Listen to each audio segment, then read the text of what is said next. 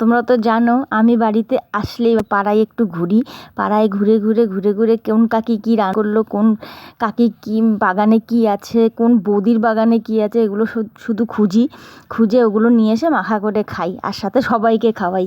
তো সেরকমই দেখো চলে আসলাম ঝর্ণা কাকির বাড়িতে। ঝর্ণা কাকি বাড়িতে নেই, আমি ফোন করেছিলাম, ফোন করার পরে কাকিকে বলেছিলাম আসো দেখা করো। তো কাকি বলছে কোথায় আসবো, আমি বললাম আমি এসছি বাড়িতে।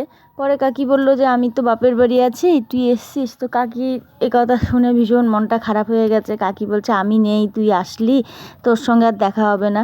তো কাকিরও মন খারাপ হয়ে গেল, আমারও মন খারাপ হয়ে গেল, কারণ এর আগের বার এসে কাকির সঙ্গে অনেক ভিডিও করেছি, কাকির কাছে গিয়ে অনেক কিছু খেয়েও এসছি। কাকি তখন ফোনে বলল তোকে তো রান্না করে কিছু খাওয়াতে পারবো না, তুই যদি কিছু খাস বাগানে যাস পিছন দিক দিয়ে, গিয়ে বাগান থেকে নিয়ে আসিস। আমি আবার চান্সটা ছাড়বো বলো, যেহেতু একটা এত সুন্দর একটা চান্স, আমি তো বাগান থেকে এটা ওটার কুড়িয়ে আনতে ভীষণ ভালোবাসি।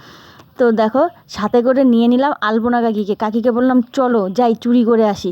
কাকি বললো তুই কোথায় যাবি চুরি করতে? আমি চলো না, চুরি তো করি আগে, তারপরে কোথায় চুরি করছি যে ভিডিও দেখবে সেই বুঝবে কার বাড়ি চুরি করতে এসেছি।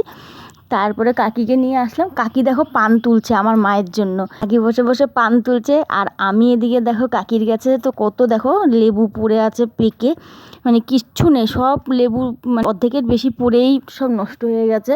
আমরা এগুলো পাই না, ওখানে কিনে খাই, আর এখানে দেখো কত নষ্ট হচ্ছে। বাড়িতে লোক না থাকলে যা হয়। তা আমি দেখো একটা লেবু হাতের সামনে ছিল, ছিঁড়ে নিয়েছি। আর আমার এই ছেঁড়া দেখে আমার ছেলেও ছিঁড়বে, তো ছেলে গেল ছিঁড়তে, তো ও তো আর লাগ পাচ্ছে না, লাফিয়ে ঝাঁপিয়ে একাকার, মানে আর পারলো না। পরে লাঠি দিলাম, আমি এটা দিয়ে খুঁচিয়ে পরে দেখো এটা দিয়ে পারলো। তো যাই হোক ভিডিওটা এখানেই রাখছি, কেমন হয়েছে বলো।